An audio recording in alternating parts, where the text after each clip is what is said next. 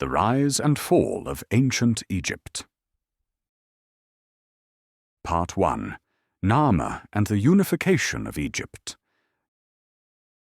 Narmer, or perhaps Menes, rose to unite them. His name would echo for thousands of years as the first pharaoh of a united Egypt. He wore the white crown of the south and the red crown of the north, and on his palette, carved in stone, was the story of conquest and unity. Thus, the story of ancient Egypt began, not with an explosion, but with the calm, steady rise of a people destined to shape the world. And in the darkness of night, as the stars turned slowly overhead, the Nile whispered on. The journey had begun. As the sun continued its eternal dance over the Nile, the scattered communities along its banks began to change. The simple fishing camps and farming villages slowly evolved. People built stronger homes. They stored grain in clay jars. They raised animals, carved tools, and crafted delicate pottery. Life along the river grew more organized, more complex, and more connected. Around 4000 BC, two distinct cultures began to rise, Upper Egypt in the south and Lower Egypt in the north. Though divided by geography, they were united by the river's lifeblood. These regions developed unique identities. In the north, papyrus swamps stretched to the sea, and trade flowed from the Mediterranean. In the south, cliffs and deserts framed the narrow ribbon of farmland. Each had its own customs, gods and rulers, chieftains who commanded loyalty and offered protection. Over time, these leaders gained power, gathering more villages under their sway. Warfare was rare, but not unknown. Control of land, water, and trade routes mattered more each season. It was during this formative period that Egyptian society began to shape the ideas that would define it for thousands of years. The people worshipped many gods, each tied to a force of nature. The falcon god Horus watched from the sky. Osiris ruled the underworld. Thoth measured wisdom, and Ra, the sun god, sailed his golden boat across the heavens every day, dying each night and being reborn with dawn. Death was not the end. It was a crossing, a journey. And so, even in these early years, the dead were buried with care, wrapped in linens, protected by charms, placed beside food and treasures for the voyage beyond. By 3200 BC, writing began to emerge, first as simple marks, then as more elaborate symbols we now call hieroglyphs. These pictographs recorded prayers, names, and offerings. They spoke of kings, harvests, floods, and the divine order that governed all things. But the greatest change was still to come. Around 3100 BC, a powerful leader from Upper Egypt, known to history as Narmer, or sometimes Menes, rose above all others. With determination and cunning, he united the two lands under one crown. He wore the double crown, red and white, symbolizing unity. His capital, Memphis, was built near the meeting point of north and south. And thus, the world's first great nation-state was born. Egypt was no longer a land of many chiefs, but one kingdom ruled by a pharaoh, a king and a god, whose word was law and whose duty was to uphold Ma'at, the cosmic order of balance and justice. Temples rose, roads stretched across the desert, trade flourished with lands to the south and across the sea. Gold came from Nubia, cedar from Lebanon, lapis lazuli from distant Afghanistan. Egypt's voice joined the chorus of ancient civilizations, but with a rhythm all its own. It was a golden dawn, calm and orderly. And like the Nile itself, Egypt would continue to flow, slow, mighty, and eternal. The unification of Egypt marked only the beginning. With Narmer's dynasty, Egypt entered a new age, a time historians now call the Old Kingdom, spanning roughly from 2686 to 2181 BC.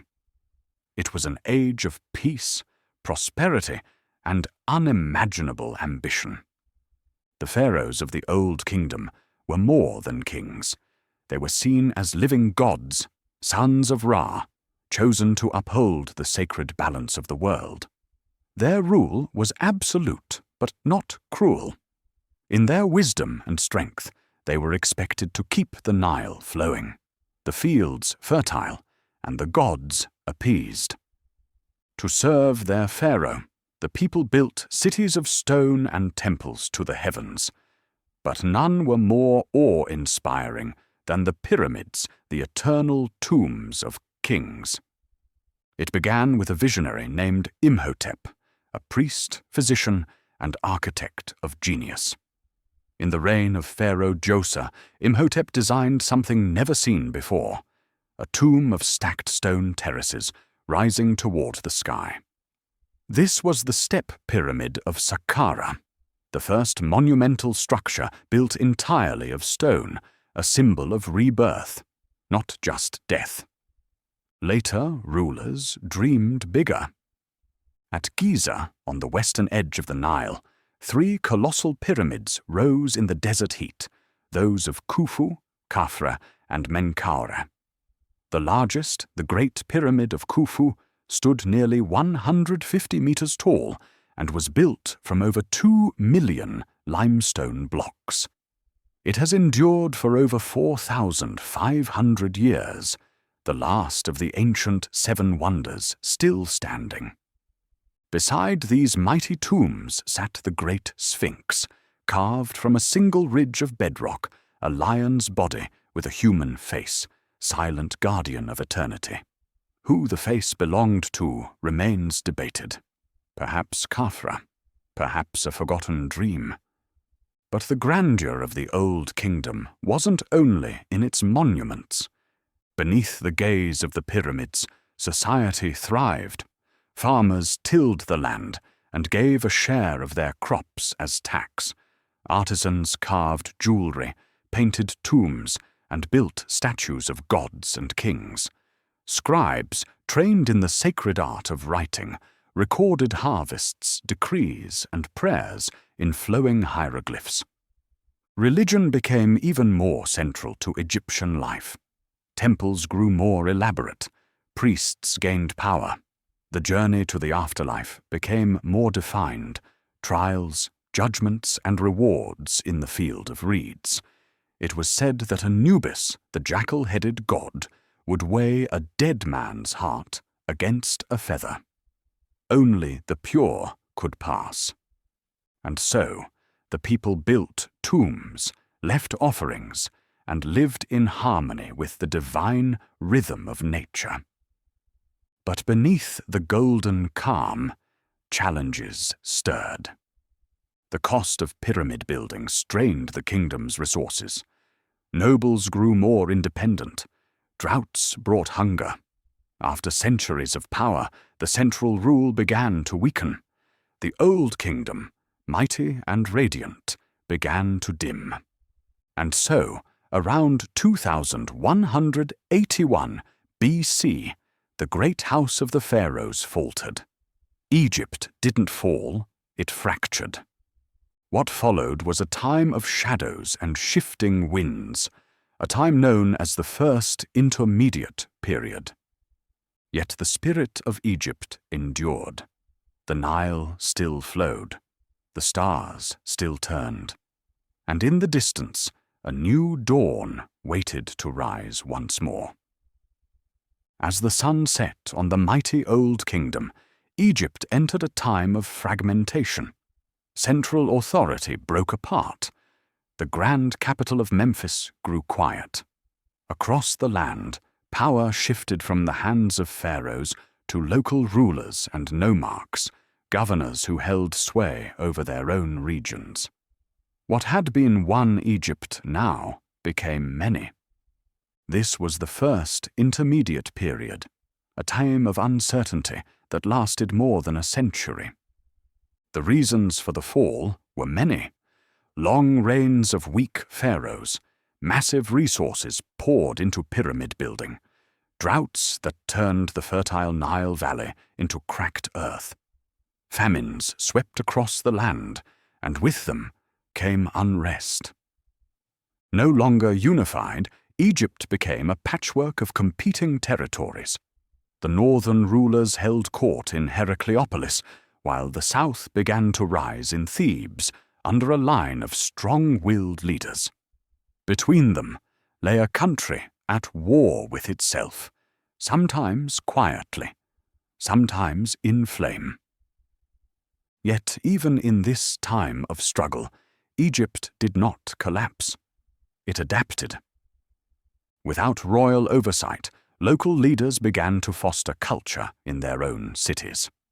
Art and literature flourished in new, decentralized styles. Coffin texts, early versions of the Book of the Dead, were written and personalized. Tomb inscriptions became more vivid, more human, reflecting not just the divine, but the mortal joys and fears of daily life. Commoners found their voices in writing too. A piece of wisdom literature from this time, the teaching for King Merikar, gave advice on how to rule justly and wisely, reflecting a more democratic spirit in the chaos. The Theban rulers in the south, most notably Mentuhotep II, began to assert themselves more forcefully. From their desert stronghold, they launched a campaign to reunify the land. Battle by battle, they pushed north, claiming allegiance or defeating rivals. And then, around 2055 BC, Egypt was won again. Mentuhotep II, now pharaoh of all Egypt, was hailed not only as a warrior king, but as a restorer. He began the Middle Kingdom, a time of rebirth and consolidation. Though the pyramids of old were no longer built, the spirit of Egypt returned with renewed strength, and in the halls of Thebes the people whispered with hope once more. Darkness had not won. Egypt had endured. From the ashes of division, Egypt rose again.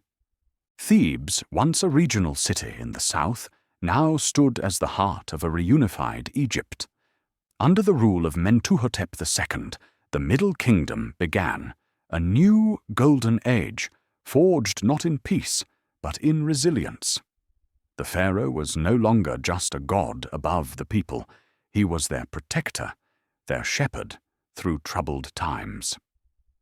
Mentuhotep II and his successors restored central authority and stability. Egypt's borders were secured, trade routes re-established, and temples rebuilt. The great god Amun, worshipped in Thebes, rose in prominence, soon to be merged with the sun, god Ra, as Amun-Ra, lord of all. The royal tombs were no longer the soaring pyramids of old.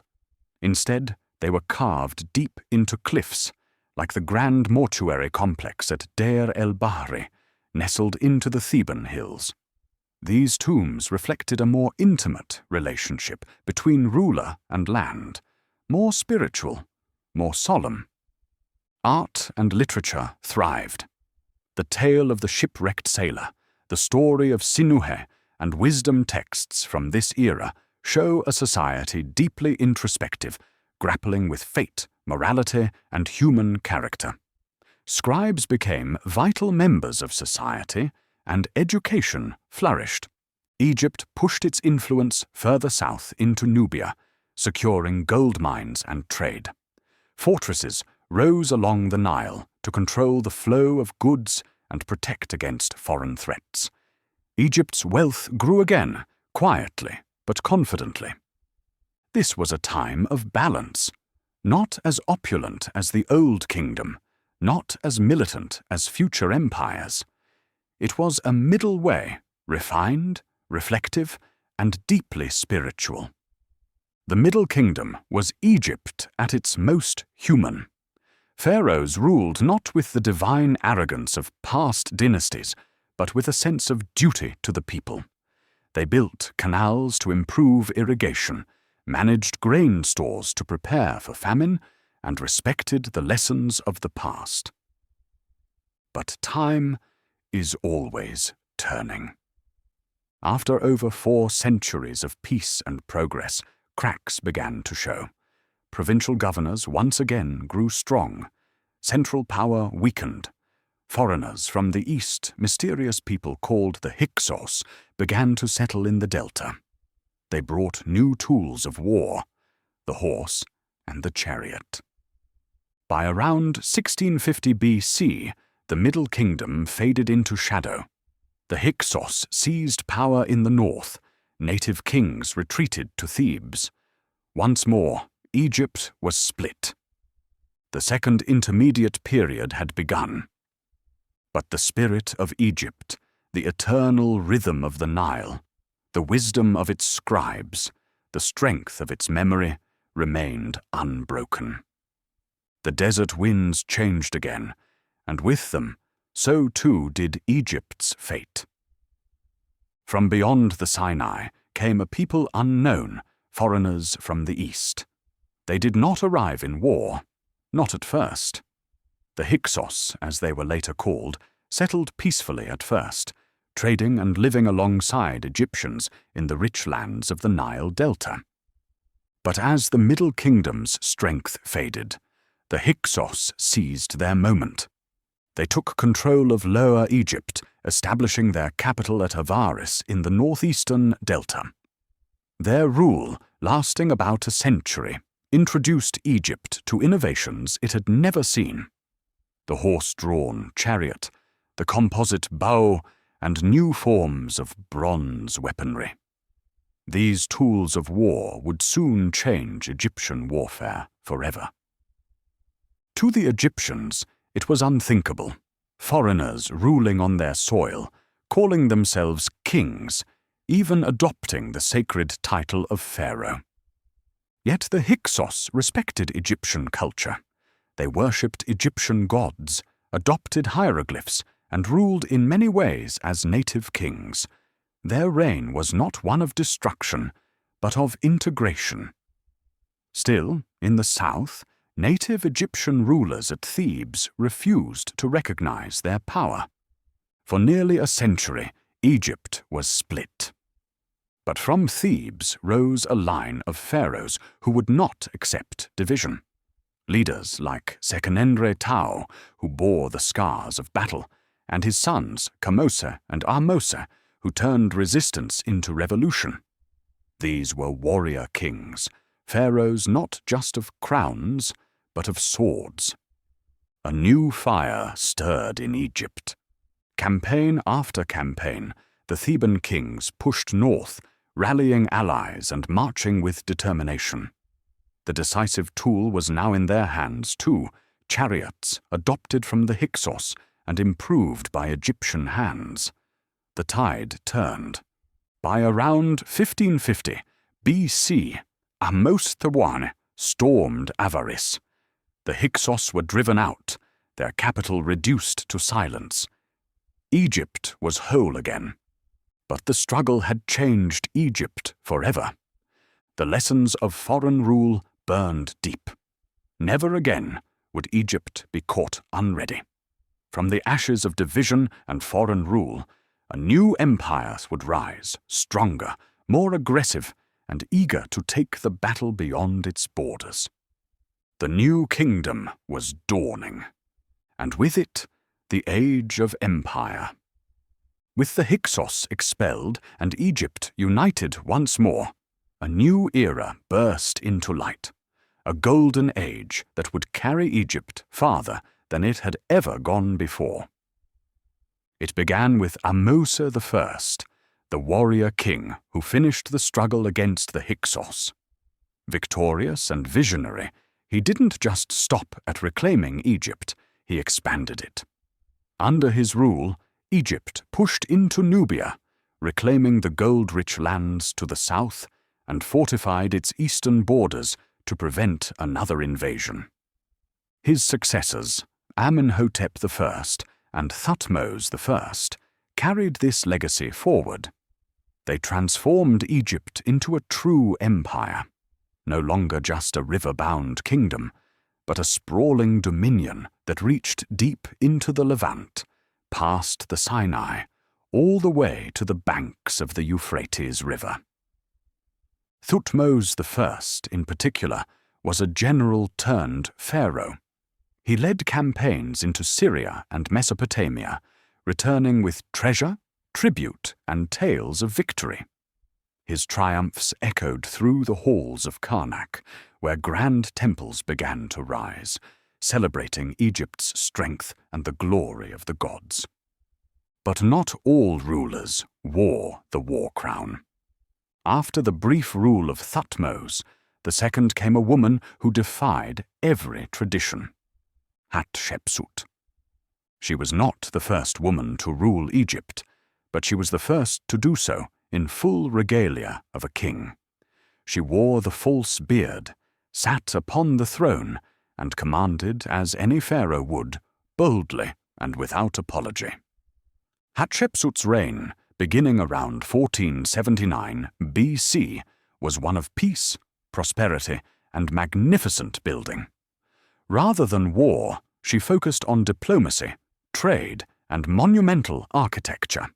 She reopened trade routes closed for decades, most famously to the mysterious land of Punt, returning with exotic incense, gold, myrrh trees, and baboons. Her greatest achievement still stands: Der el-Bahri, her mortuary temple near Luxor, carved into the cliffs, elegant and serene. Its colonnades and terraces spoke not of conquest, but of permanence, order, and divine favor. Though some later tried to erase her name from history, her impact endured. She showed that Egypt's greatness lay not only in conquest, but in wisdom, vision, and art. By the time of her death, Egypt stood as the dominant power in the known world, wealthy, organized, and God-favored. The empire had truly risen. But soon, the age of conquest would return, and it would bring with it one of Egypt's most unstoppable rulers. In the golden shadow of Hatshepsut's peaceful reign, a young boy had grown into a man destined to reshape Egypt's destiny: Thutmose III. At first, he ruled in name only. As the stepson of Hatshepsut, he had been too young to take full power, and she ruled as regent, then pharaoh. But after her death, the reins of empire passed to him fully. And Thutmose III, known later as the Napoleon of ancient Egypt, would unleash Egypt's military might like never before. He was no ordinary ruler. He was a tactician, a strategist, a warrior with vision. Over the course of his reign, he led at least 17 military campaigns beyond Egypt's borders. His armies marched north through Canaan and Syria, reaching all the way to the Euphrates River, where Egyptian banners fluttered near Babylonian lands. The most famous of these campaigns was at Megiddo, around 1457 BC. Here, the rebellious Canaanite kings had formed an alliance to challenge Egypt's supremacy. Thutmose could have taken the safer route to the battlefield, but instead he chose a narrow, dangerous mountain pass to surprise the enemy. It worked. His army emerged suddenly, catching the enemy unprepared. The battle was fierce, but the Egyptians triumphed. The siege of Megiddo lasted months, yet in the end, the city fell. Thutmose spared the rebels, accepting their submission and tribute instead. It was the beginning of nearly 20 years of dominance in the Levant. Each conquest brought new tribute: horses, chariots, gold, lapis lazuli, and exotic animals. But it also brought knowledge, new ideas, foreign customs, and distant gods. Egypt was no longer simply a Nile kingdom. It had become an international empire. Back in Egypt, Thutmose III built magnificent temples and obelisks. He expanded Karnak with detailed reliefs showing his campaigns, preserving his victories in stone. He filled the royal treasury with the spoils, enriching the priesthood and strengthening the state. He also reformed the administration, appointing loyal governors in conquered territories and establishing a network of vassals who sent annual tribute to the pharaoh. It was a delicate balance of power, maintained by fear, respect, and the reach of Egyptian arms. When Thutmose III died around 1425 BC, he had ruled for over 50 years. His reign was one of glory, conquest, and imperial expansion unmatched in Egyptian history. He had turned the empire into a true superpower, feared, respected, and envied. But as the torch passed to his son, the winds of Egypt's destiny began to shift again. By the time Amenhotep III took the throne, Egypt was not just powerful, it was unrivaled. The battles had been won, the borders secured. The empire stretched from the deep gold mines of Nubia to the shores of the Mediterranean and beyond. There were no more wars to fight. And so, the son of Thutmose IV ruled not with a sword, but with splendor. Amenhotep III was a builder, a diplomat, a lover of beauty and grandeur. His reign, beginning around 1391 BC, marked the peak of Egyptian wealth and cultural expression. The temples grew taller, the palaces shimmered brighter. The Nile Valley had never been more vibrant. He called himself the dazzling sun disk and lived as though the gods themselves walked beside him. From the moment of his coronation, Amenhotep III sought to project divine power. Colossal statues of the king were raised across the land, including the towering colossi of Memnon, which still stand like silent sentinels on the west bank of Thebes. These weren't just monuments, they were messages. The pharaoh was not only a ruler, he was God on earth. His grandest creation was Luxor Temple, dedicated not to Amun alone, but to the very concept of divine kingship. Its sweeping colonnades and sun-drenched courtyards radiated cosmic harmony and royal majesty. But Amenhotep's power wasn't limited to stone. He ruled an Egypt so rich that he could shape the political map with gifts rather than armies. From Babylon to Mitanni, kings wrote letters begging for gold, daughters, or alliances. The Amarna letters, clay tablets preserved for millennia, reveal a world where Egypt was the center of gravity, and Amenhotep its unshakable axis. He married not just royal wives, but foreign princesses, sealing alliances with beauty and ceremony. His chief queen, Tiye, was more than a consort. She was his partner, advisor, and the first queen of Egypt to have her name recorded on official monuments beside the king's. The court was dazzling. Artists, priests, diplomats, and craftsmen thrived in the golden glow of the empire's wealth. Religion flourished with lavish festivals and temple expansions. Art became more refined, language more poetic. Egypt, in this time, was not at war, it was at peace with itself. But even in this age of opulence, changes were stirring beneath the surface. Amenhotep III had a son, a boy born in the sacred light of empire, but destined to challenge everything that came before him. His name would become one of the most controversial, in all of Egyptian history. The sun rose slowly over Egypt, casting golden light across stone temples and open fields. But this was not the same Egypt as before. A quiet rebellion was growing, one not of swords, but of spirit. It began with a prince named Amenhotep IV. When he took the throne around 1353 BC, few could have imagined the waves he would send through history.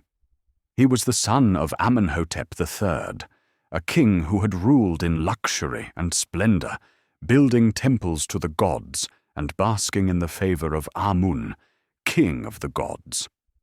But Amenhotep IV was different, sensitive, philosophical, restless. And one god in particular called to him, not Amun, not Osiris, not the dozens of familiar deities carved into temple walls, but Aten, the radiant sun disk. To him, Aten wasn't just the light. Aten was the source, the one god above all. So, Amenhotep IV changed everything. He declared that the old gods were no longer supreme. Temples were closed, priests were stripped of power, images of other gods were defaced. In their place, he raised Aten to the highest throne. And to seal this transformation, he changed his name. He became Akhenaten, effective for the Aten. Part 2. Akhenaten and the Sun, God Aten. In the desert, far from Thebes, he ordered the construction of a new city, Akhenaten, the horizon of the Aten. Today it's known as Amarna. Built with blinding speed, the city rose from the sand like a dream. Broad avenues stretched toward the sunrise. Temples were open to the sky. No ceilings, no shadows, just sunlight pouring down. Walls were painted with gentle flowing lines, depicting the royal family in intimate moments. Akhenaten, his queen Nefertiti, and their daughters basking in the warmth of Aten's rays. It was a new kind of Egypt, personal, poetic, almost fragile. But not everyone welcomed the change. The powerful priesthood of Amun, once dominant, seethed in silence. The old traditions had been broken. The people were confused. The gods they had prayed to for generations had been swept away. And in time, the strain showed. Akhenaten became increasingly isolated.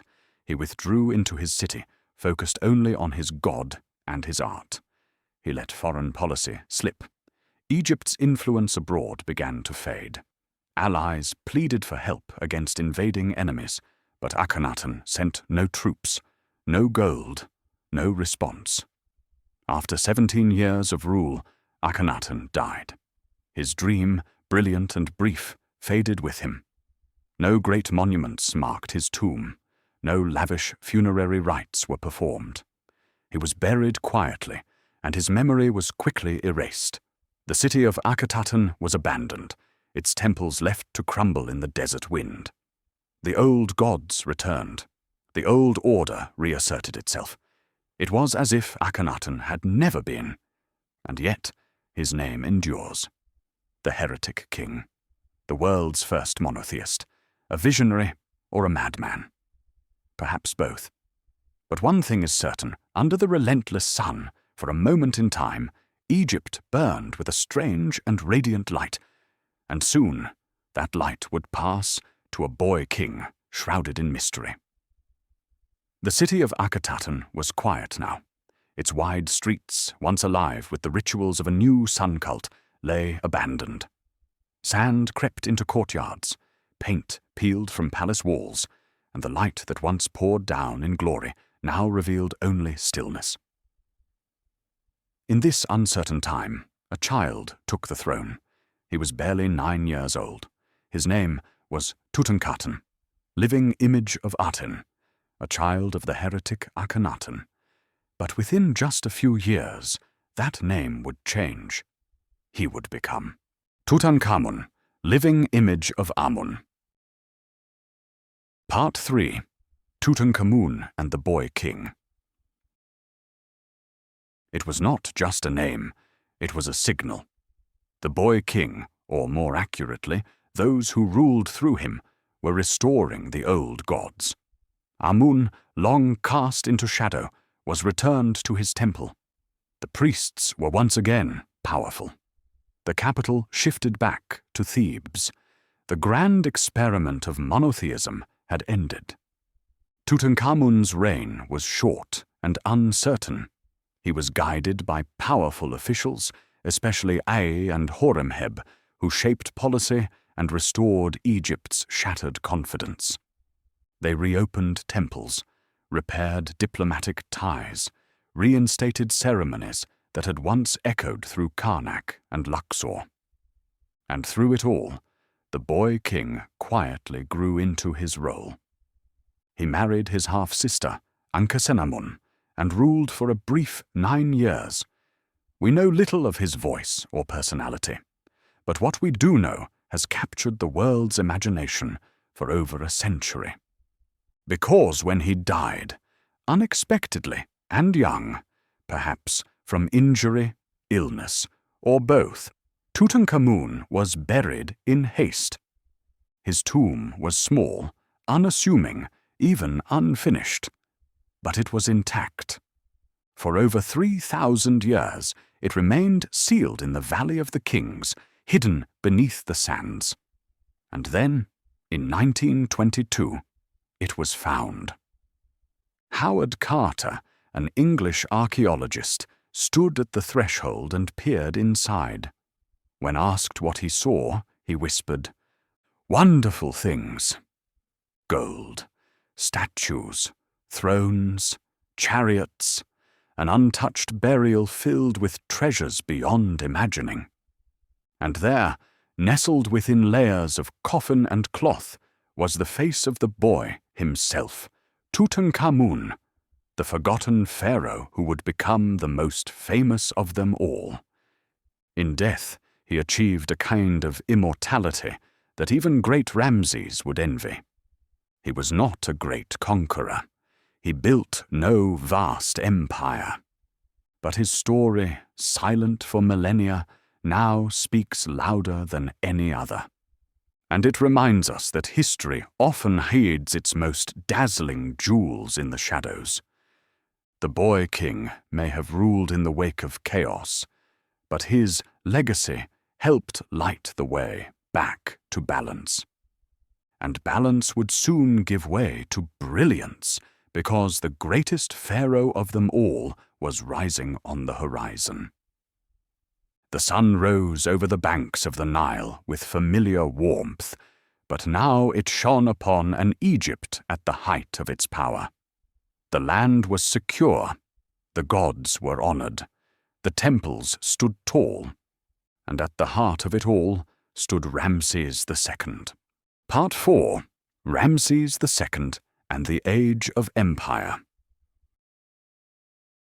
Known to history as Ramses the Great, his reign would stretch for 66 years, one of the longest in Egyptian history.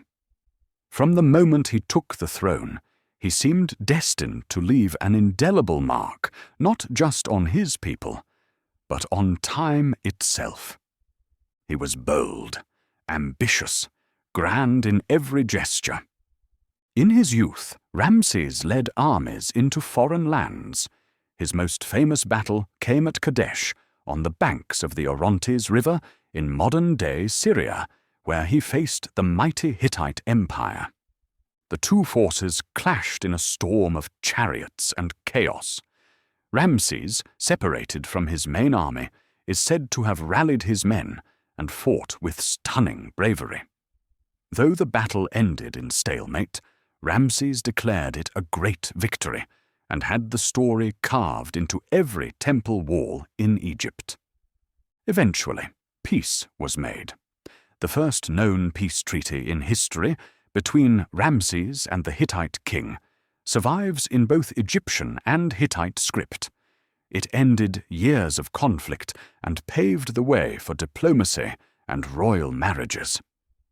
But Ramses's greatness wasn't won only on the battlefield.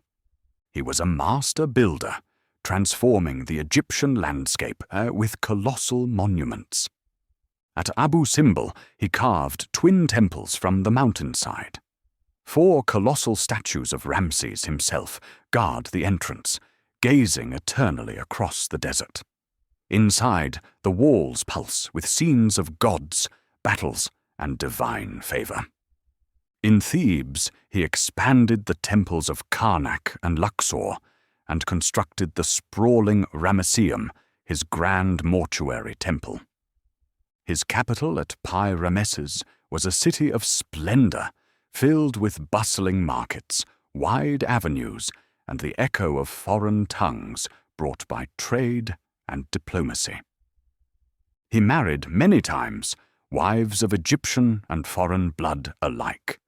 His most beloved queen, Nefertari, was immortalized in a tomb of breathtaking beauty in the Valley of the Queens.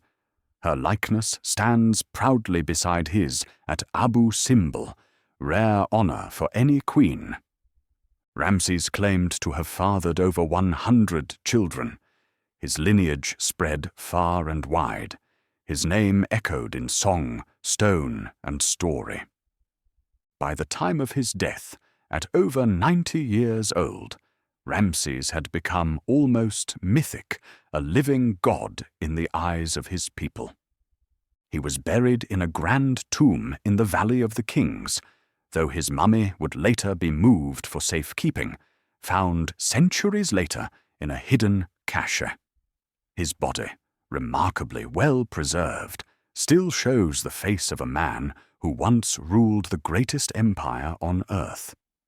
To the ancient world, Ramses was Egypt, and though many pharaohs would come after, none would surpass the legend. He built more, ruled longer, dreamed bigger. And even today, when we think of ancient Egypt, its power, majesty, and mystery, it is his image we most often see. The sun set slowly on Egypt's golden age. When Ramses II, called Ramses the Great, died, it was as if a great light dimmed over the Nile. The temples he built still gleamed under the sun. His statues still towered, his name etched into stone across 2 continents. But the beating heart of the empire had begun to slow. His successors bore his name, but not his strength. Ramses III, the last great pharaoh of the new kingdom, rose to the throne around 1186 BC. He was a man of steel will, a ruler who still believed in the gods, in glory, and in the duty of kingship.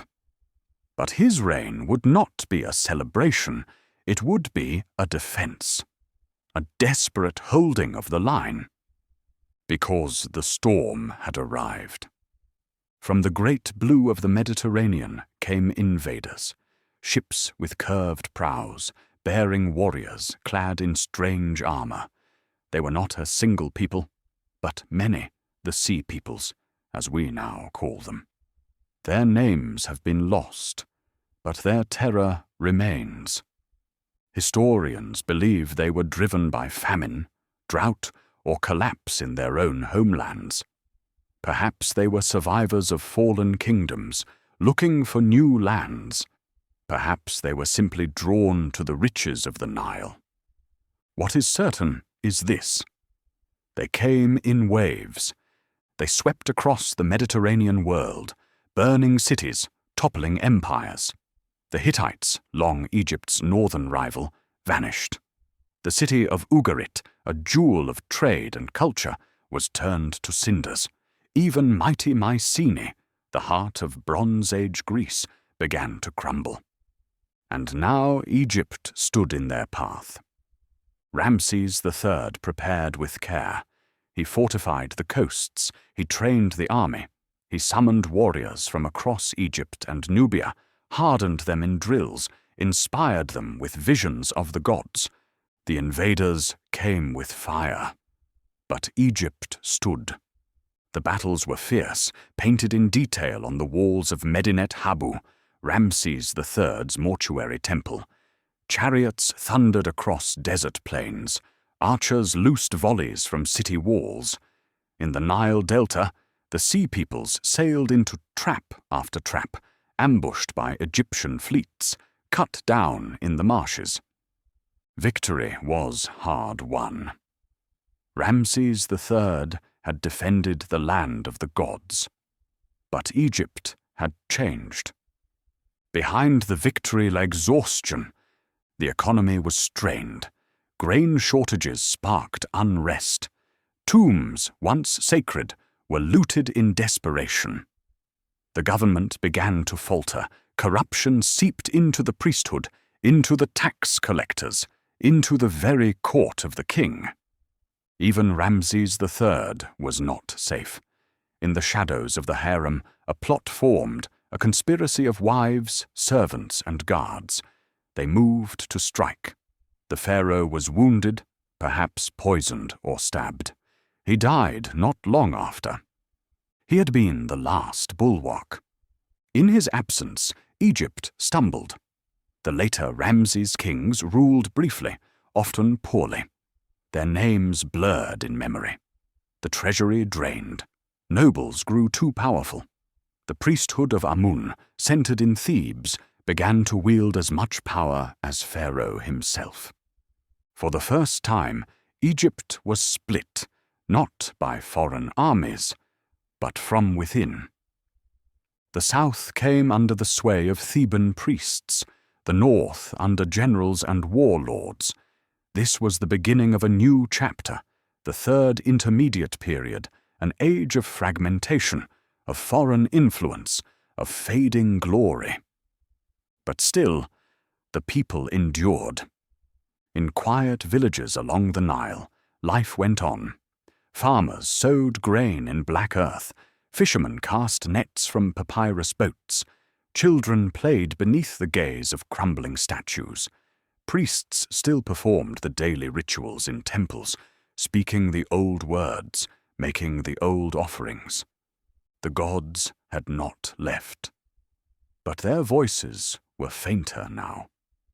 The tombs in the Valley of the Kings, once filled with treasure, had been emptied by thieves and time. Pharaohs were buried with less grandeur, their names less known, their reigns shorter.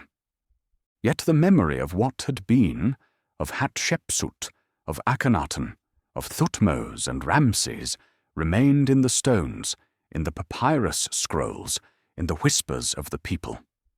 Egypt had not fallen, but it had grown old. The new kingdom, the empire of conquest, of builders and gods, had ended. What followed would be centuries of foreign rule, of Nubian pharaohs and Persian satraps, of Macedonians and Romans. But the soul of Egypt would live on, long after its empire faded. The golden mask of empire had cracked. As the new kingdom faded into twilight, Egypt no longer stood as a singular, unified power. Instead, it fractured, like the surface of a dried-out canal, split into tributaries of once great might. In 1070 BC, a man named Smendes took power in the northern city of Tanis. Though he bore the title of pharaoh, his rule was far from absolute.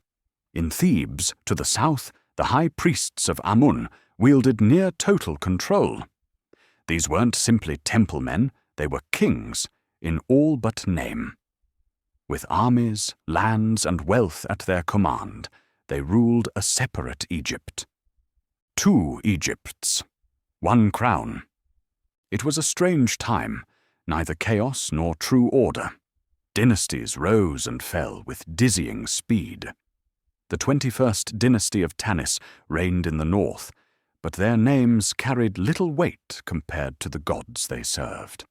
Pharaohs were often figureheads, their power checked by generals and priests. Still, life along the Nile moved forward. Artisans continued their craft.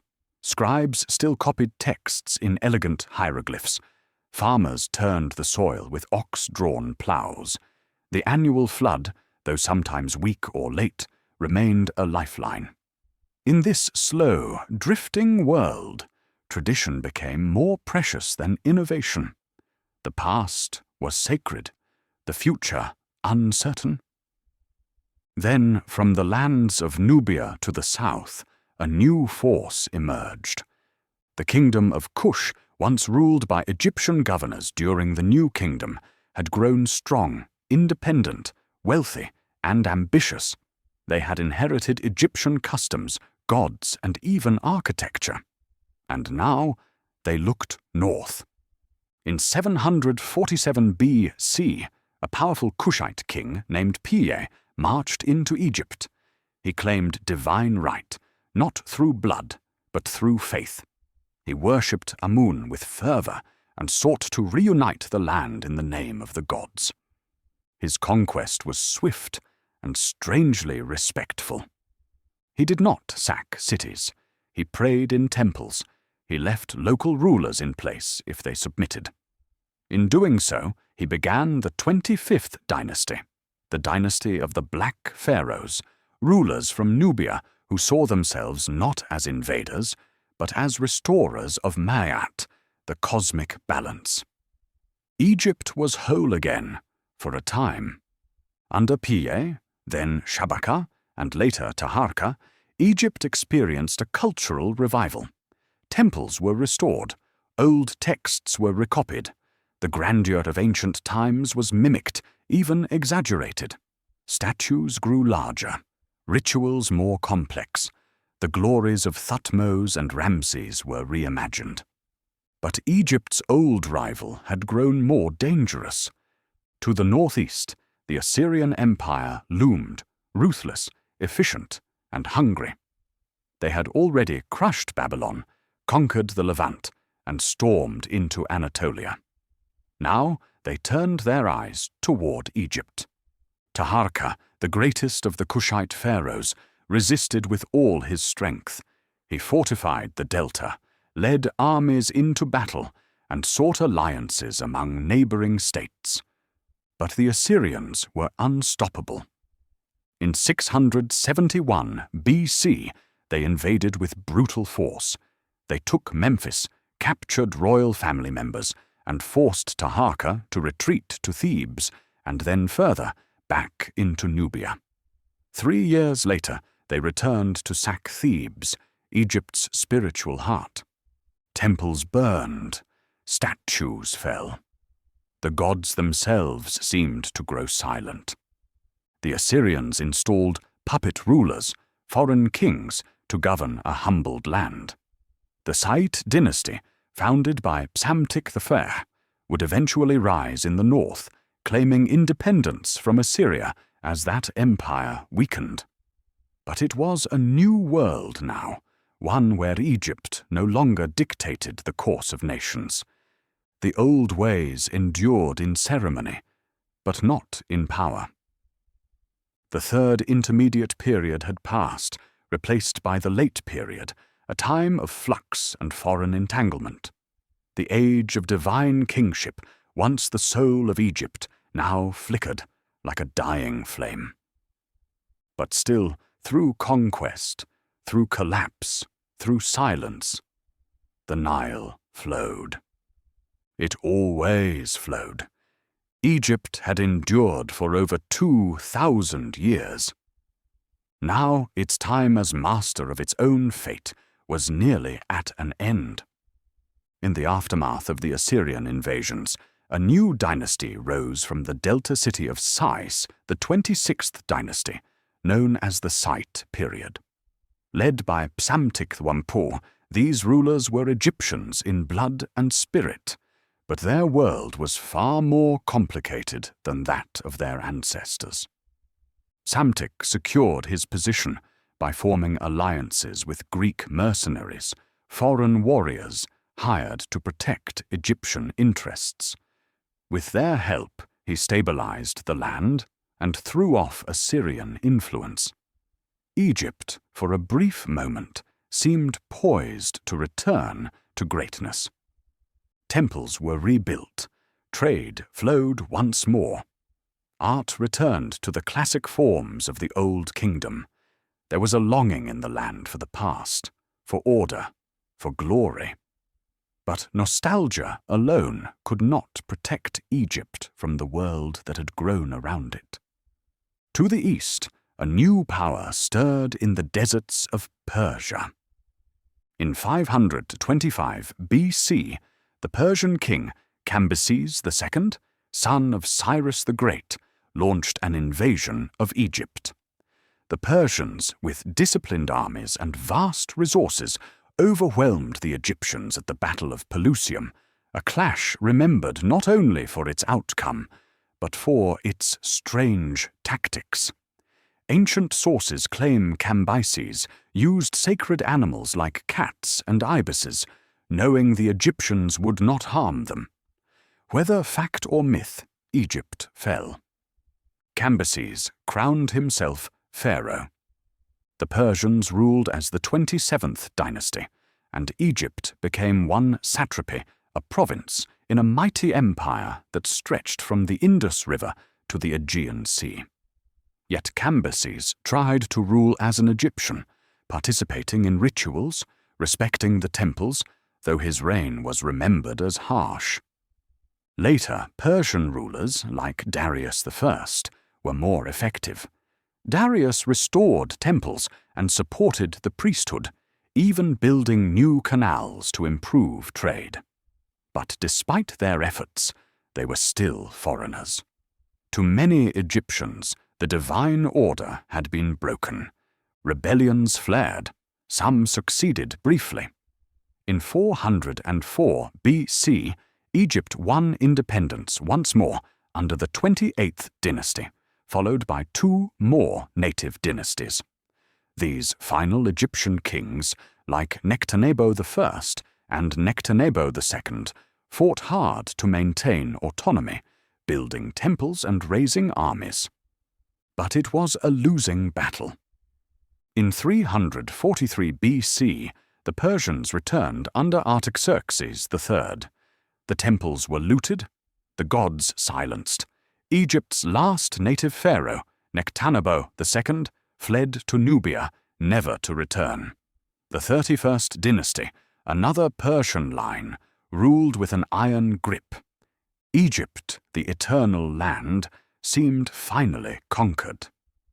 But far to the north, another storm gathered, a young general from Macedon, whose name would echo across the world.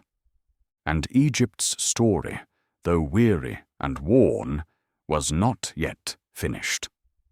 The Nile slept beneath foreign rule. Persian governors taxed its people. Temples stood, but the gods were quiet. And then, from the horizon, came a new force, not from the east, but the west. Alexander of Macedon, just 24 years old, marched through the Levant and into Egypt in 332 BC, having already crushed the Persian Empire's grip on Asia. The Egyptians, weary of Persian oppression, did not resist. They welcomed him not as a conqueror, but as a liberator. Alexander entered Memphis, the ancient capital, and was hailed as pharaoh. He made offerings to the gods, respected their temples, and consulted the oracle of Amun at Siwa Oasis in the western desert. The priests declared him the son of Amun, a divine ruler in the eyes of Egypt. To the Egyptian people, it was as if the line of god-kings had been restored. But Alexander did not stay. Egypt was just one jewel in his growing empire. Before he left, he founded a new city on the Mediterranean coast, Alexandria. He chose its location himself, between the sea and the Nile Delta, destined to become one of the greatest cities of the ancient world. In 323 BC, after years of conquest, Alexander died in Babylon. His empire, too vast to hold, fractured, and Egypt passed into the hands of one of his most trusted generals, Ptolemy, son of Lagus. Ptolemy claimed Egypt not only as a satrap, but eventually as king. He began a new dynasty, the Ptolemies, who would rule Egypt for nearly 300 years. These rulers were Greek in origin, but over time they embraced Egyptian customs, portrayed themselves as pharaohs, and honored the temples of old. Ptolemy I laid the foundations of Alexandria, establishing it as the new capital, a place of learning, of trade, of power. He founded the Library of Alexandria, a beacon of knowledge, and the Mouseion, a center of science and philosophy. Scholars from across the world came to study its scrolls. Egypt, long the cradle of civilization, was once again a leader, this time in knowledge. Yet beneath the marble facades and Greek theaters, the spirit of old Egypt remained. The temples of Karnak and Philae were still visited. Priests still sang to Isis and Horus. Farmers still followed the rhythm of the Nile. And though the pharaoh now spoke Greek, the gods of Egypt had not yet faded. A new age had begun. 1 foot in the past, 1 foot in the world beyond. Part 5. Cleopatra and the Fall of Egypt. Cleopatra, the last pharaoh of Egypt.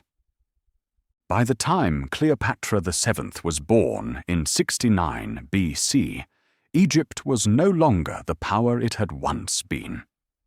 The old gods still watched from the shadows of their temples, and the Nile still flowed with its quiet rhythm. But the world had changed. And Rome, mighty, tireless Rome, was rising like the sun over every land it touched. Cleopatra was born into the Ptolemaic dynasty, a line of Greek-speaking rulers descended from Alexander the Great's general, Ptolemy. For nearly 300 years, her family had ruled Egypt from Alexandria, where marble palaces overlooked the Mediterranean and scrolls filled the shelves of the great library. But Alexandria, for all its splendor, hid a crumbling kingdom. The Ptolemies were consumed by infighting, brothers and sisters poisoning, imprisoning, and murdering one another for the throne. Civil unrest brewed. Rome's influence grew stronger with each passing year. Egypt owed debts to Roman generals. Its grain fed Roman cities. Independence was a mask held together by tradition and hope. Into this world stepped Cleopatra, sharp-minded, multilingual, charismatic. She wasn't like the other Ptolemies. She spoke Egyptian, not just Greek. She visited the temples and addressed the priests in their native tongue. She styled herself not only as queen, but as pharaoh, daughter of Isis, living goddess of Egypt. Her rule began in 51 BC, alongside her younger brother Ptolemy XIII, whom she was forced to marry, as was custom. But tension soon split their fragile alliance, and Cleopatra was exiled from the palace. She fled into the desert, but she did not yield. As civil war loomed in Egypt, another power entered the scene. Julius Caesar, the Roman general, had arrived in Alexandria in pursuit of his rival Pompey. Cleopatra saw her chance. In a move both daring and theatrical, she had herself smuggled into Caesar's palace, legend says, wrapped in a carpet. When she emerged before him, Caesar was captivated not just by her beauty, but by her intelligence and presence. Their alliance reshaped Egypt's fate. With Roman support, Cleopatra reclaimed her throne. Ptolemy XIII drowned in the Nile during battle. Cleopatra was once again queen, now ruling beside her younger brother Ptolemy XIV, though real power rested with her. She bore Caesar a child, Caesarion, little Caesar, and visited Rome with him at her side. In Rome, Cleopatra was a sensation and a scandal, a queen, a goddess, a foreign ruler claiming equality with the Republic's might. But Caesar's assassination in 44 BC shattered the balance. Returning to Egypt, Cleopatra faced a new world of Roman chaos. Caesar's killers were hunted, and a new war for control gripped the Republic. Into that storm stepped Mark Antony, Caesar's loyal friend and one of the new triumvirs ruling Rome. Their meeting would become legend.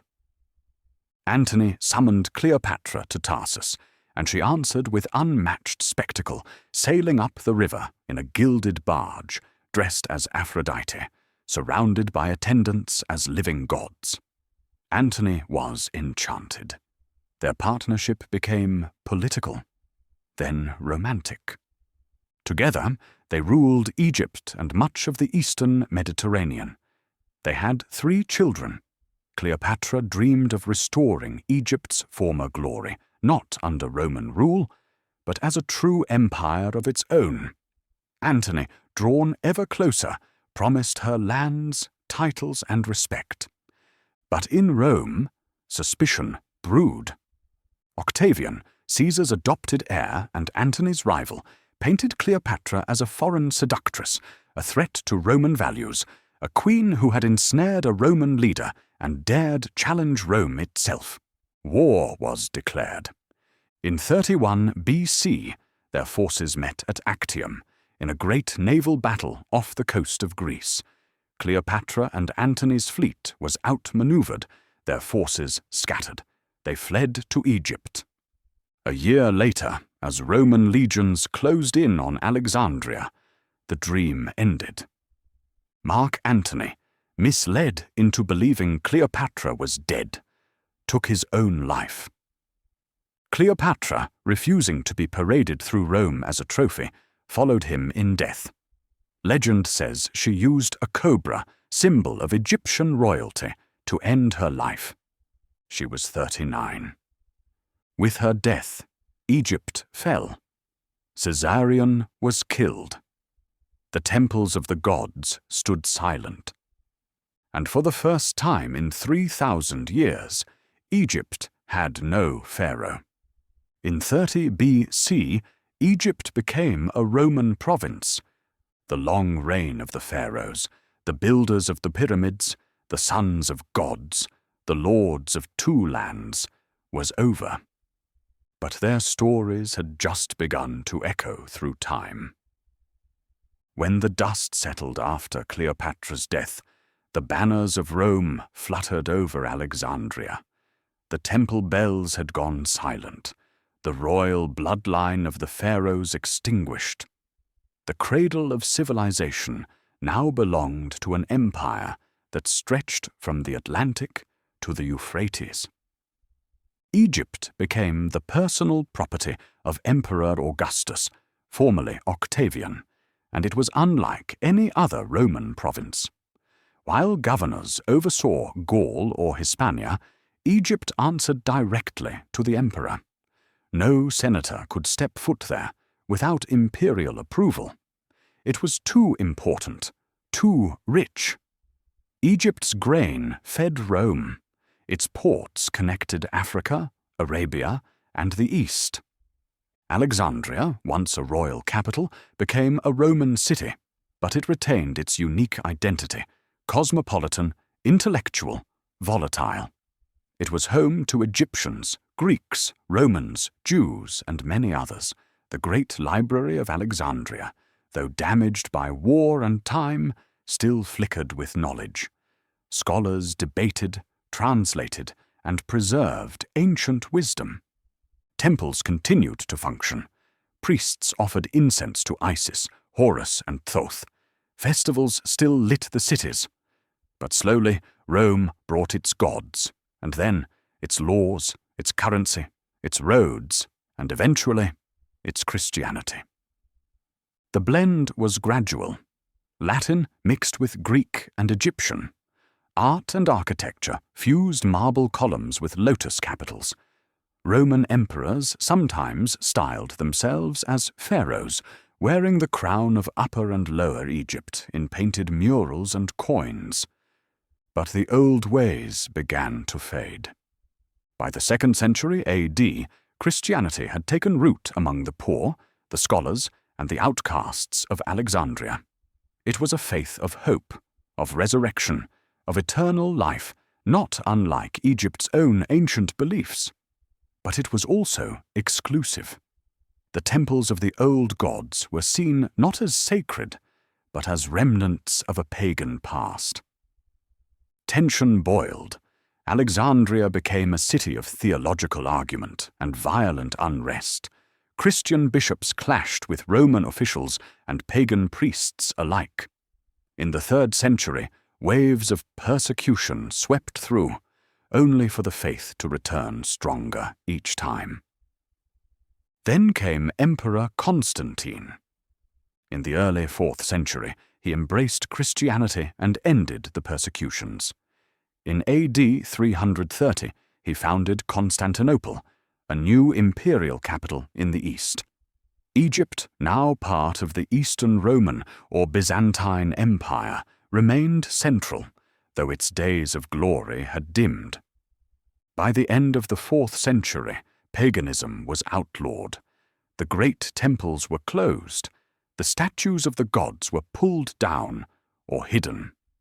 Priests who once walked in procession under the blazing sun now disappeared into memory. The last hieroglyphs were carved in the Temple of Philae in 394 AD, a quiet farewell to a language that had endured for thousands of years. Egypt was Roman, then Christian, then Byzantine, but never again truly Egyptian. Yet under every stone, behind every pillar, the old voices remained, waiting, whispering. Though the temples of Isis were silent and the hieroglyphs had faded, Egypt's story did not end with the fall of the pharaohs or the rise of Rome. In the shifting sands of faith and empire, new voices emerged, quiet at first but enduring. By the late 4th century, Christianity had firmly taken root across Egypt. But it was not the Christianity of Rome. It was deeply Egyptian, woven into the rhythms of Nile and desert, blending ancient mysticism with new doctrine. The Egyptian language lived on in a new script, written with Greek letters and old demotic sounds. This was Coptic, a bridge between old and new. The people who followed this faith came to be called Copts, and they carried forward a tradition unlike any other in the Christian world. Amid political chaos, something extraordinary began. In the desert's stillness, far from cities and empires, men and women began to withdraw from the world. They sought solitude, simplicity, and silence, not as exiles, but as seekers of God. These were the desert fathers and mothers, the world's first Christian monks. It began with a man named Anthony, born in a small village near the Nile. After hearing the words of Jesus, "To sell all you have," he left his wealth behind and wandered into the desert. There, in caves and ruins, he prayed, fasted, and faced demons both real and imagined.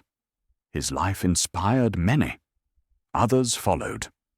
They lived in mud huts, slept on the ground, ate little, and spoke even less. They found in Egypt's harsh wilderness a mirror of the soul, a place stripped of comfort, but filled with revelation. From these humble beginnings, monasticism was born. Monasteries soon dotted the Egyptian landscape, places of prayer, labor, and quiet strength. Some became vast communities, others remained as solitary cells, but all shared a devotion to a higher calling beyond the noise of empire. Meanwhile, Alexandria remained a city of faith and fire. Great theologians like Athanasius and Cyril shaped Christian doctrine, battling heresies and Roman politics alike. The Coptic Church became a force of identity, one that would resist foreign domination for centuries to come. And yet, divisions grew. By the 5th century, theological disputes between the Copts and the Byzantine Church led to deep fractures. The Copts rejected the Council of Chalcedon in 451 AD, holding firm to their beliefs. In response, the Byzantine emperors cracked down, replacing Coptic bishops with imperial loyalists. Persecutions returned, this time not from pagans, but from fellow Christians. Still, the Copts endured. In their churches, they sang ancient hymns in Coptic. In the deserts, monks kept alive traditions of peace and humility. In the villages, the people preserved their faith beneath foreign rule. And though Egypt was now far from its imperial height, its soul remained vibrant, whispered not in Pharaoh's commands or Roman law, but in the chants of monks at sunrise, in the quiet endurance of a people who refused to forget who they were. The empires would fall, new conquerors would come. But the story of Egypt would live on, in word, in faith, in stone. The desert winds shifted once again. It was the 7th century, and far to the east a new force had emerged, swift, determined, and unlike any Egypt had known before. The Arab armies, driven by the teachings of a new prophet named Muhammad, had swept across Arabia and were now turning their eyes toward the great lands of the Nile. In 641 AD, under the command of Amr ibn al-As, the Arab forces entered Egypt. The Byzantine Empire, weakened by wars and internal division, could not hold them back. The Coptic population, weary of centuries of Greek oppression and religious persecution, offered little resistance. The capture of Alexandria, the jewel of the Mediterranean, marked a new era. But unlike many conquests of the past, this one came not with mass slaughter or the burning of cities. It came with negotiation. Amr met with Coptic leaders. He promised tolerance, lower taxes, and the freedom to worship. And for a time, he kept his word. The Coptic Church, long suppressed by the Byzantines, found breathing room under its new rulers. Egypt had changed hands once more. But this time, the shift was deeper. Arabic slowly replaced Greek and Coptic in government and law. The administration of the land was transformed. And over generations, the people of Egypt began to adopt the Arabic language and the Islamic faith, not by force alone, but through slow, cultural transformation. Yet Egypt didn't vanish into the new empire. It became one of its brightest stars. Cairo, Al-Qahira, the victorious, would rise as a new capital centuries later, becoming a center of learning, science, and art in the Islamic world. But even in these early years, Egypt's strategic value was clear: rich lands, fertile fields, a population steeped in craftsmanship and trade. Mosques began to appear beside churches. New calligraphy decorated ancient stones. The rhythms of daily life now included the call to prayer, echoing through cities and villages. Still, the past was not forgotten. The pyramids continued to stand, mysterious and eternal. Travelers from across the Islamic world came to gaze at them in wonder. Some thought them built by ancient giants. Others believed they hid the knowledge of lost prophets.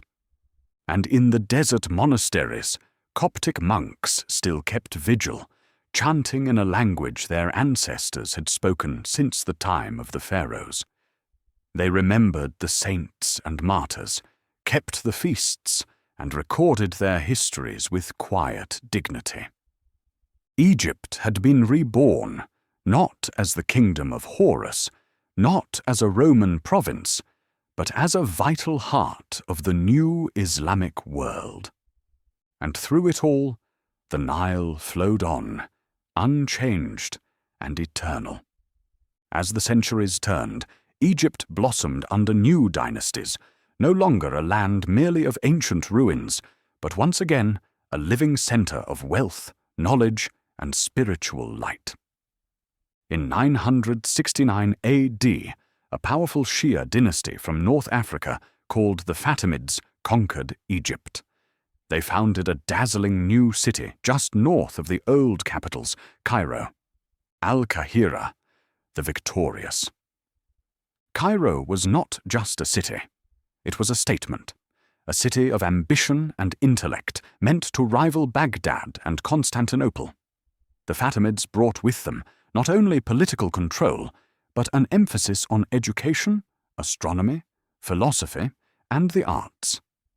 They built Al-Azhar Mosque, which soon became one of the oldest and most influential universities in the world. Here, scholars gathered. They debated the stars and the soul. The streets of Cairo filled with traders, poets, and architects. Silk from China, gold from Mali, spices from India, all flowed through Egypt once more. But time, as always, brought change. The Fatimid Caliphate weakened. Crusaders came from Europe. Saladin, the great Muslim warrior of Kurdish origin, rose to power and reclaimed Jerusalem, defeating the Crusaders and ushering in a new chapter for Egypt. He founded the Ayyubid dynasty, building mighty citadels and strengthening Egypt's military power. Yet his most lasting legacy was perhaps one of tolerance. He protected Christians and Jews within Cairo, understanding that diversity gave strength. Then, in the 13th century, another transformation arrived, this time from the steppe. The Mamluks. Originally slave soldiers from Central Asia, the Mamluks overthrew their Ayyubid masters and took control of Egypt. But rather than plunging the land into chaos, they ushered in a golden age. Cairo flourished like never before. Under the Mamluks, Egypt defeated the Mongols at the Battle of Ain Jalut in 1260, stopping one of history's greatest war machines. They also crushed the last Crusader strongholds. The Nile Valley was secure once more. But the Mamluks were more than warriors. They became patrons of the arts, commissioning stunning mosques, schools, and gardens. Their architecture filled Cairo with domes, minarets, and mosaics. Trade flowed, scholars arrived, Sufi mystics spread love and poetry. The city pulsed with life. Egypt had risen again, not as a pharaonic empire, but as the jewel of the Islamic world, a crossroads of Africa, Asia, and Europe. Yet behind the splendor, the winds were shifting once more. In the east, a new empire was stirring, a people who carried muskets instead of swords, who ruled from Istanbul, who would soon stretch their banners across 3 continents. The Ottomans were coming. The drums of change echoed down the Nile as a new empire rose in the east. In 1517, the armies of Sultan Selim I of the Ottoman Empire swept into Egypt. At the Battle of Ridania near Cairo, the proud Mamluks fell, and with that, Egypt, so often the heart of empire, became a province, ruled from distant Istanbul. It was the end of independence, but not the end of Egypt's story. Under the Ottomans, Egypt was governed by appointed pashas, men sent to rule in the name of the Sultan. Taxes were collected, laws enforced, and ships sailed with grain and riches bound for the Ottoman heartlands. But Egypt was never just a pawn. Beneath the surface of foreign rule, the spirit of the Nile remained strong. The Mamluks, though defeated, lingered. They adapted, rose in power again, and ruled Egypt in practice, if not in name, creating a strange balance of shared control between the local elite and Ottoman governors. Cairo remained vibrant. Its mosques echoed with prayer. Its markets bustled with trade. Pilgrims passed through on their way to Mecca, and scholars studied in the shadows of Al-Azhar. But the world outside was shifting faster than ever. In the 17th and 18th centuries, Europe surged forward. Science, industry, and exploration exploded.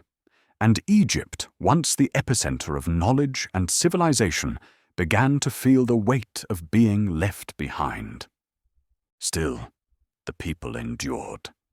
They told stories beneath the stars. They prayed by the river. They celebrated life in the face of hardship. Farmers tilled the same lands as their ancestors, drawing life from the Nile's eternal flood. Merchants haggled in the bazaar. The call to prayer rose with the dawn. For nearly 3 centuries, Egypt sat in the shadow of empire, never forgotten, but no longer feared. A jewel kept in someone else's crown. But in the far west, a storm was building. A general with a sharp mind and sharper ambition would soon cast his gaze across the Mediterranean. His name? Napoleon Bonaparte. And Egypt was about to awaken once more. The sails appeared on the horizon in the summer of 1798, their shadows long upon the sea. At their head was Napoleon Bonaparte, the young and rising general of revolutionary France. He came not just with soldiers, but with scholars, artists, and scientists. His goal was conquest, but also enlightenment. Egypt, once the cradle of civilization, was now the key to controlling the East. And for Napoleon, it was a prize rich in history, mystery, and strategic power. When the French fleet landed near Alexandria, the resistance was swift but fragmented. The Mamluks, proud horsemen of Cairo, rose to meet the challenge, but they faced modern weapons and disciplined ranks. At the Battle of the Pyramids, Mamluk cavalry charged valiantly, but French cannons thundered back with devastating force. Napoleon triumphed. But this was no ordinary invasion. With him came the savants, scientists and thinkers who marveled at the ruins, measured the monuments, and documented the land. It was during this campaign that one of history's greatest discoveries was made: the Rosetta Stone, a key that would one day unlock the forgotten language of the pharaohs. Yet the French occupation was short-lived. Only weeks after Napoleon's arrival, his fleet was destroyed at the Battle of the Nile by Admiral Horatio Nelson. Cut off from France, the French army faced uprisings, hardship, and war on many fronts. In 1701, surrounded by British and Ottoman forces, the French surrendered and withdrew. But something had changed. Egypt had once again stood at the crossroads of global power. And though Napoleon left, he had awakened the world's imagination. The grandeur of ancient Egypt captivated the West. Scholars returned home with drawings, notes, and stories. Europe had fallen in love with the land of the pharaohs. For Egypt, the French invasion was a moment of disruption, but also of rediscovery.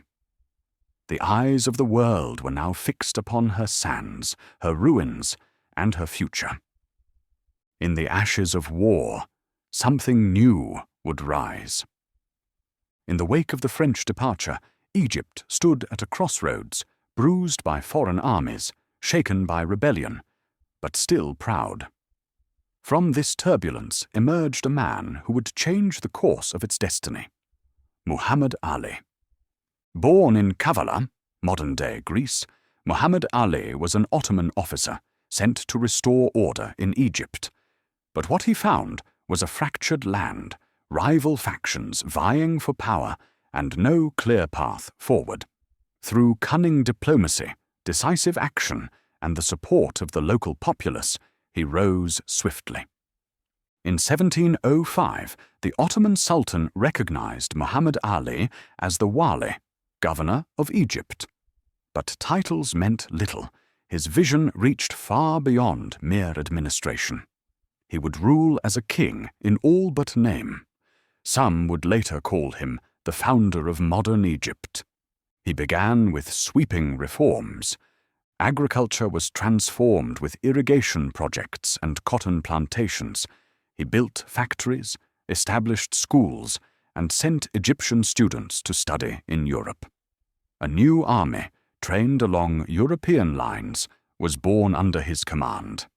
He even created a modern navy to control the seas and defend Egypt's growing ambitions.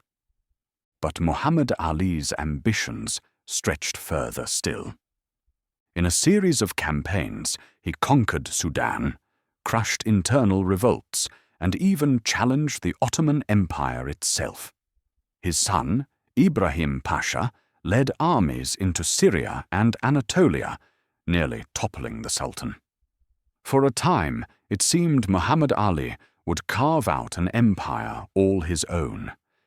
Yet the European powers, fearful of such a shift, stepped in. Through diplomacy and pressure, they forced Muhammad Ali to retreat, but allowed him to pass his rule to his heirs. Egypt became a semi-autonomous province, ruled by his dynasty. Despite these setbacks, his reforms endured. He had laid the foundations for a new Egypt, one that stood on the threshold of modernity, armed with knowledge, power, and purpose. But there was a cost. Heavy taxation, conscription, and forced labor weighed on the people. The grandeur of modernization came with human sacrifice, and resentment simmered beneath the surface. Still, Muhammad Ali's legacy was undeniable. He was both reformer and autocrat, visionary and iron-fisted ruler. Like the pharaohs of old, he left behind monuments, not of stone and gold, but of institutions, ideas, and an enduring national identity. As he aged, blind and withdrawn, the Nile continued to flow past Cairo, and Egypt marched on, no longer ancient, not yet free, but forever changed. As Muhammad Ali's dynasty continued into the late 19th and 20th centuries, Egypt stood at a delicate threshold, caught between past and future, independence and occupation, memory and modernity. The British arrived in 1882, claiming to protect Egypt's interests, particularly the vital Suez Canal. But this protection soon turned into domination. Egypt became a British protectorate, its people ruled not by their own kings or pharaohs, but from London. Yet Egypt never stopped dreaming. In 1922, a moment of triumph broke through the clouds of occupation, not political, but symbolic. In the Valley of the Kings, British archaeologist Howard Carter uncovered the untouched tomb of Tutankhamun, the boy king of the 18th dynasty. The world gasped in wonder. Gold, jewels, a death mask with eyes still watching across the millennia. The find awakened global fascination with ancient Egypt, a reminder that the sands had never truly silenced the past. And then, in 1952, revolution erupted. Led by Gamal Abdel Nasser, Egypt's army overthrew the monarchy and declared a republic. Nasser became a new kind of pharaoh, a modern nationalist who spoke not of pyramids, but of dignity, unity, and control over Egypt's destiny. He seized the Suez Canal in 1956, defying British and French interests, and earned admiration across the Arab world. Still, challenges loomed. Wars with Israel, internal unrest, and political shifts marked the decades that followed. From Nasser to Sadat to Mubarak, Egypt tried to balance modern governance with a deeply rooted identity. The Arab Spring in 2011 brought another wave of hope and upheaval as Egyptians filled Tahrir Square demanding change. And through it all, the Nile flowed. Today, Egypt is a nation of over 100 million people, modern, proud, complex. Its capital buzzes with life, and its streets echo with voices speaking the same language spoken in ancient temples, Arabic now, but still carrying echoes of the past. Tourists come from every corner of the world to see the pyramids, the temples, the tombs. They walk where Ramses once marched, where Cleopatra once ruled, where Akhenaten once challenged the gods. The stories live on. In museums, in textbooks, in whispered legends, in the carved faces of statues worn by time, in the timeless gaze of the Sphinx. Egypt has endured not as a relic, but as a living legend. It is both past and present, a place where time folds in on itself, where history is not buried, but remembered. And so, under the eternal sun of the desert, as the stars return to their place in the night sky, the story of Egypt doesn't end. It sleeps quietly beneath sand and stone, waiting to be told again. The end.